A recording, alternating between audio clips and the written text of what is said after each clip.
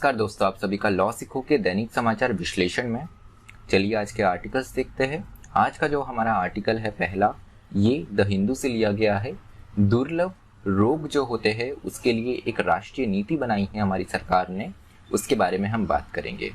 जो हमारा दूसरा आर्टिकल है ये द इंडियन एक्सप्रेस से लिया गया है, जो कि फॉरेस्ट फायर, जो जंगल में लगने वाली आग होती है उसके बारे में बात करता है कि क्या स्थिति है अभी, क्योंकि उत्तराखंड में पिछले 24 घंटों में हमें करीब 45 ऐसी आग देखने को मिली है।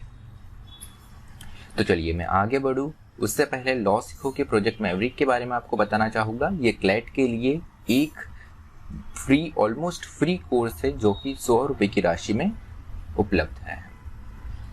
तो चलिए आज का एमसीक्यू देख लेते हैं। वह यह है कि वर्ल्ड सिटीज कल्चरल फोरम 2021 में कौन सा शहर भारत का प्रतिनिधित्व करने वाला है। आपको ऑप्शन ए है बेंगलोर, ऑप्शन बी है दिल्ली, ऑप्शन सी है चेन्नई या ऑप्शन डी पुणे। जो भी आपका उत्तर हो कमेंट बॉक्स में जरूर लिखिएगा। तो आते हैं हमारे वर्णनात्मक प्रश्न की ओर। वह यह है कि दुर्लभ रोग राष्ट्रीय नीति 2021 जो है ये क्या है और इसकी सीमाएं क्या है, इसकी लिमिटेशंस क्या है। अगर कोई सीमा आपको लगती है इस नीति की तो वो आप बता सकते हैं, डिस्कस कर सकते हैं। आपका उत्तर 250 शब्दों में लिख सकते हैं। तो चलिए जो हमारा आर्टिकल है पहला, पॉलिसी फॉर रेयर डिसीजेस, जो दुर्लभ रोग है उसके लिए हमारी सरकार ने एक राष्ट्रीय नीति लाई है, नेशनल पॉलिसी लाई है। तो इस नीति के अंतर्गत प्रत्येक केस रहेगा, प्रत्येक पेशेंट रहेगा, उसको फिनेंशियल ट्रीटमेंट के लिए फिनेंशियल सपोर्ट दिया जाएगा 20 लाख तक का। और यहाँ पर कई बार हम देखते हैं कि बहुत से लोग ऐसे होते हैं कि जो फिनेंशियली अफोर्ड नहीं कर पाते, तो उसके लिए वो क्राउड फंडिंग करते हैं। बहुत सी एनजीओ इसके लिए मदद भी करती है। तो गवर्नमेंट ने जो नीति लाई है उसमें क्राउड फंडिंग मैकेनिज्म की भी बात की गई है, जो कि अपने आप में काफ़ी एक अच्छा कदम है सरकार की ओर से। उसके अलावा रेयर डिसीज जो है, दुर्लभ रोग जो है, उसकी एक रजिस्ट्री भी बनाई जाएंगी जो अर्ली डिटेक्शन के लिए मदद करेगी। तो यहाँ पे अगर पॉलिसीज के कुछ इश्यूज अगर हम देख ले तो वो क्या है। सबसे पहले, no funding has been allocated for immediate and life long treatment needs for therapies already approved by DCGI। तो यहाँ पर एक जो चुनौती बताई गई है उसकी वह यह है कि अगर हम देखें तो यहाँ पर लाइफ लॉन्ग ट्रीटमेंट के लिए मदद नहीं दी जा रही है। यहाँ पर आपको केवल वन टाइम ट्रीटमेंट के लिए 20 लाख तक की राशि जो है वो सरकार के द्वारा मदद की जाएंगी। उसके अलावा अगर हम देखें तो ट्रीटमेंट डायग्नोसिस होने के बाद में भी अगर हम देखें तो यहाँ पर काफ़ी थेरेपीज़ की ज़रूरत पड़ती है, जो कि पहले ही DCGI जो है उनके द्वारा अप्रूव की गई है। तो यहाँ पर एक और महत्वपूर्ण बात यह है कि cost to help already diagnosed patient rupees 80 to 100 crore annually. तो यहाँ पर जो आप एक कॉस्ट देखने को मिलती है वो करीब करीब 80 से 100 करोड़ एनुअली भी हो सकती है। तो यहाँ पर जो 20 लाख का अमाउंट है वो अपने आप में एक बहुत कम राशि हो सकती है। उसके अलावा यहाँ पर एक और बात ये की गई है कि सेंटर जो है वो राज्य सरकारों के साथ में एक कॉस्ट शेयरिंग करार भी कर सकता है कि यहाँ पर राशि हम सहभागी रूप से दोनों बांट के हम हमारे जो नागरिक हैं उनको प्रोवाइड करवाएंगे। तो केरल, तमिलनाडु और कर्नाटक, इन्होंने ऑलरेडी ऐसा ही कॉस्ट शेयरिंग एग्रीमेंट जो है वो केंद्र सरकार के साथ में किया है। तो यहाँ पर रेयर डिसीज के बारे में हम और जानते हैं कि रेयर डिसीज क्या होती है। रेयर डिसीज वो होती है जो कि हमारी जनसंख्या में एक बहुत ही छोटी जो हमारी पॉपुलेशन का अनुपात है उनमें ये देखने को मिलती है। तो अपने आप में जो बहुत सी डिसीज होती है उनमें से, जैसे इसके नाम से ही पता चल रहा है, रेयर है, दुर्लभ है, तो अपने आप में ये काफ़ी कम होती है। तो यहाँ पर क्या चीज़ें देखी जाती है जब भी हम किसी डिसीज़ को रेयर डिसीज या दुर्लभ रोग मांगते हैं। तो सबसे पहले टोटल नंबर ऑफ पीपल जो कि इससे अफेक्टेड है, उसके अलावा एबिलिटी ऑफ ट्रीटमेंट क्या है और प्रीवेलेंस क्या है, इससे पहले उसकी क्या बारे में पता लगा चुके हैं। तो अगर यहाँ पर देखें कि WHO के अनुसार देखें तो 6.5 से 10% जो है वो 10,000 की पॉपुलेशन में फ्रीक्वेंसी जो है इसकी रेयर डिसीज की बताई गई है कि 6.5 से 10 लोग जो है प्रति 1000 पॉपुलेशन जो है इनसे अफेक्ट होते हैं।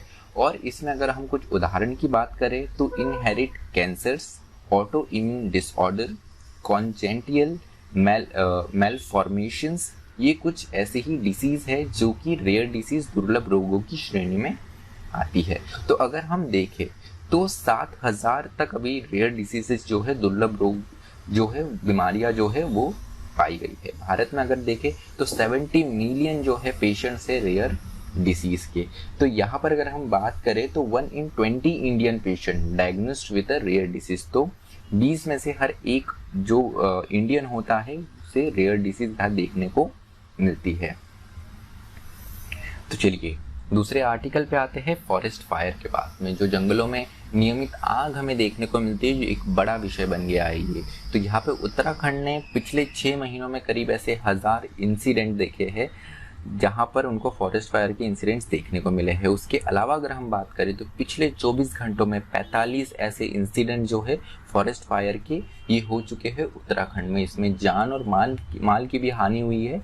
5 लोगों की मृत्यु इस फॉरेस्ट फायर के कारण हुई है। तो 2021 की अगर हम बात करें तो फॉरेस्ट फायर एक बहुत बड़ा विषय बना रहा, बहुत बड़ा चिंता का विषय बना रहा है। हिमाचल, नागालैंड, मणिपुर बॉर्डर हो या उड़ीसा हो, मध्य प्रदेश हो, इन सारे राज्यों में बहुत बार फॉरेस्ट फायर देखने को मिली है। तो इसका इम्पैक्ट क्यों होता है, ये इतनी खतरनाक क्यों है? क्योंकि अगर हम 2019 के आंकड़ों के हिसाब से देखें, IFSR ने जो दिए हैं, तो भारत में करीब 21.67% जो लैंड है उस पर हमें फॉरेस्ट पाए जाते हैं, आइडेंटिफाइड फॉरेस्ट है।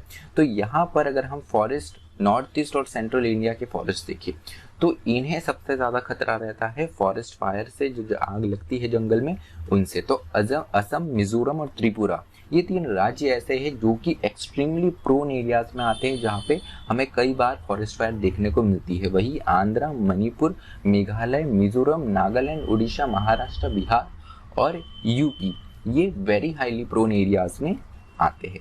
तो अगर हम हमारे टोटल जंगलों का एरिया देखें तो उसमें 26% जो एरिया है ये हाईली प्रोन एरिया और मॉडरेटली प्रोन एरिया में आता है। मतलब यहाँ पर काफ़ी आशंका होती है कि फॉरेस्ट फायर हो सकती है। अब फॉरेस्ट फायर से नुकसान ये होता है कि जो हमारे पशु पक्षी है, उसके अलावा जो विभिन्न प्रजाति के पौधे हैं, ये मर जाते हैं, यहाँ से ये डिस्ट्रॉय हो जाते हैं। इसके अलावा एक और जो कारण इस आर्टिकल में बताया गया है जिससे बहुत बड़ा इम्पैक्ट पड़ता है, वो हमारे जंगल पे, कि हमारे जंगलों का साइज जो है वो छोटा अपने आप में हो सकता है। क्योंकि अगर हम देखें तो जब भी आग लगती है तो इसमें जो मृदा में जो मिनरल्स पाए जाते हैं वो भी नष्ट हो जाते हैं। इसके अलावा पेड़ पौधे तो जलते हैं ही, और जो बड़े वृक्ष होते हैं, बड़े वृक्षों में भी जब आग लगती है तो उनकी जो ग्रोथ है वो लॉन्ग टाइम के लिए काफ़ी ज़्यादा अफेक्ट हो जाती है। मतलब जिस रेट पे फॉरेस्ट ग्रो हो रहा है वो नेगेटिव सेंस में हो जाता है, और यहाँ पे फॉरेस्ट जो है वो अपने आप में सिकुड़ना, श्रिंक होना स्टार्ट हो जाता है। तो फॉरेस्ट फायर क्यों हो रहे हैं, इनके कारण बताए गए हैं। तो पहला, ह्यूमन एक्टिविटीज, कि थोड़ा सा भी अगर आप नेग्लिजियंस करते हैं, फॉर एग्जांपल कोई सिगरेट पीता है और उसका बड सिर्फ फेंक देता है यहाँ पे जंगल में, जहाँ पे थोड़ा सा भी सूखा घास फूस है तो उससे आग फैल जाती है। ये ऐसे उदाहरण भी देखने को मिले हुए। उसके अलावा क्लाइमेट चेंज भी एक बड़ा मुद्दा है, क्योंकि यहाँ पे मार्च और अप्रैल का जो समय होता है, यहाँ पर वृक्ष और पेड़ पौधे, घास सब सूखने लगती है। और एक और चीज़ ये देखने को मिलती है कि इस ग्रीष्म ऋतु में जैसे हम देखते हैं समर्स में जो पेड़ होते हैं बड़े बड़े, इनकी ब्रांचेस तब आपस में टकराती है तो वहाँ पे फ्रिक्शन से चिंगारी पैदा होती है और उससे भी आग लग सकती है। तो क्या चैलेंजेस है इसे कंट्रोल करने के लिए? सबसे पहले फॉरेस्ट की जो लोकेलिटी है, जिस एरिया में फॉरेस्ट स्थित है, वो एक बड़ी समस्या रहती है। उसके अलावा timely mobilisation of forest staff, fuel, equipment and shortage of staff. तो यहाँ पर मोबिलाइजेशन जो है फॉरेस्ट स्टाफ का वो समय पर नहीं हो पाता है, फ्यूल जो है वो नहीं पहुँच पाता है, इक्विपमेंट्स का भी शॉर्टेज है, और सबसे बड़ी बात जो फॉरेस्ट का स्टाफ है वो भी अपने आप में कम है। उसके अलावा 2004 में FSI ने डेवलप किया है एक फायर अलर्ट सिस्टम जो कि मॉनिटर करता है फायर्स को रियल टाइम के लिए, लेकिन फिर भी अभी तक इसका इतना उपयोग देखने को नहीं मिल रहा है। क्योंकि अगर हम धरातल पे देखें तो फॉरेस्ट फायर के जो इंसिडेंट है वो अपने आप में अभी भी बने हुए हैं। तो अगर हम भारत की बात करें तो सबसे पहले स्टेट वाइड इंसिडेंट में उत्तराखंड में अभी सबसे ज़्यादा होने लग रहे हैं और लगता है कि आगे आने वाले समय में सबसे ज़्यादा इंसिडेंट जो है वो हमें सिर्फ उत्तराखंड में ही देखने को मिले। उसके अलावा उड़ीसा, छत्तीसगढ़ और मध्य प्रदेश ये भी ऐसे राज्य हैं जहाँ पर 2009 से 18 के बीच में सबसे ज़्यादा इंसिडेंट देखने को मिले हुए हैं। तो चलिए, हमारा विश्लेषण जो है वो आज का यही समाप्त होता है। अधिक जानकारी के लिए आप लॉ सीखो की वेबसाइट www.lawsikho.com विजिट कर सकते हैं। मुझे सुनने के लिए आप सभी का धन्यवाद। Thank you so much. Stay tuned to Law सीखो।